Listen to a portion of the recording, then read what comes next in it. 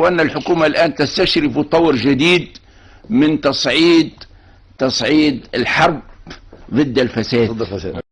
الحكومة الآن بدأت تفتح ملفات الإعلام وملفات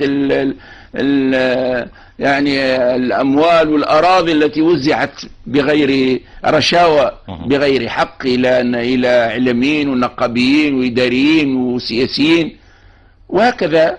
أحسب أن الحكومة الآن تستشرف طور جديد من تصعيد الحرب ضد الفساد، وأن هنالك عقبات ينبغي أن تتضافر كل الجهود على التغلب عليها، ولكن فقط هذا هو المشكل اليوم. المشكل الحكومة تجابه عقبات من داخل الإدارة نفسها.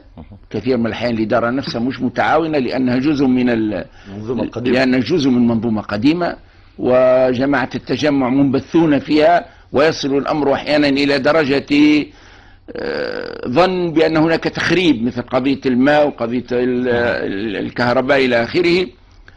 فهناك صعوبات في الطريق، وأن الحكومة الآن تستشرف طور جديد من تصعيد الحرب ضد الفساد.